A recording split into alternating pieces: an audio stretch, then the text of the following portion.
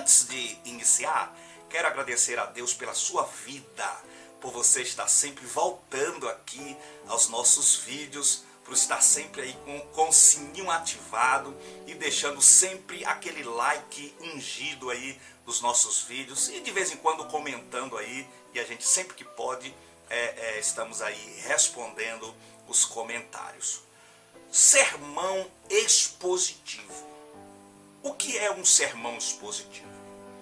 Um sermão expositivo é aquele sermão que traz aos ouvintes o que realmente a Bíblia quer dizer.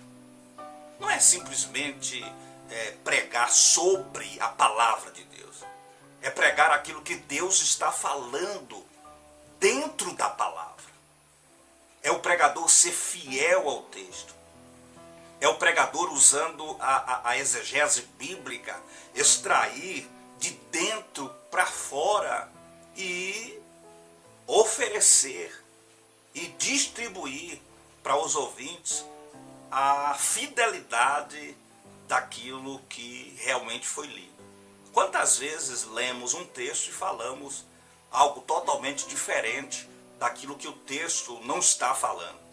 Mas quando nós pregamos um sermão expositivo, nós estamos trazendo um texto, e dentro desse texto nós trazemos também a fonte da mensagem, e o próprio texto que nós trazemos dirige todo o sermão. Quando pregamos um sermão temático, às vezes até saímos dentro do próprio texto e usamos vários argumentos para defender aquele tema que estamos ali ministrando.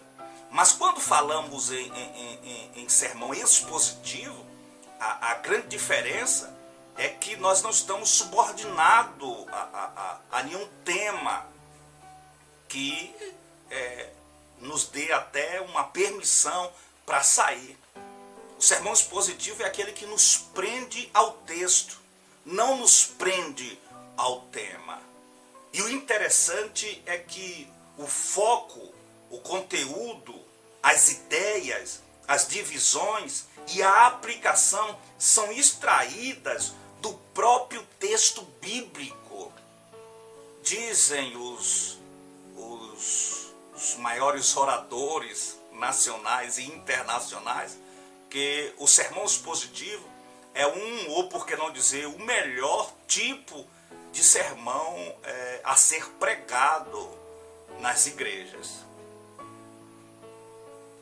Quando falamos em sermão expositivo, nós estamos falando de um tipo de sermão que nós precisamos estar sempre observando o contexto histórico, gramatical e principalmente o cunho doutrinário inserido naquele texto em que nós lemos e estamos ali comentando para o nosso público. É muito interessante porque dentro dessas observações nós vamos extrair várias lições, tanto para nós que estamos pregando, quanto para aqueles que estão nos ouvindo. Quando nós falamos acerca do que é verdadeiramente um tipo de sermão expositivo, logo entendemos que é aquele tipo de sermão que serve para trazer vários ensinamentos dentro de uma mesma passagem bíblica.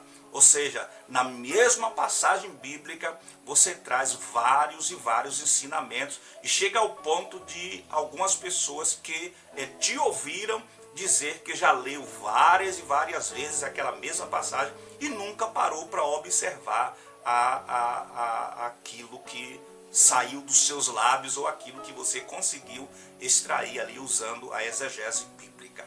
Então, o sermão expositivo ele se diferencia dos outros porque ele traz pérolas escondidas ali dentro de ostras no fundo do oceano do Espírito de Deus.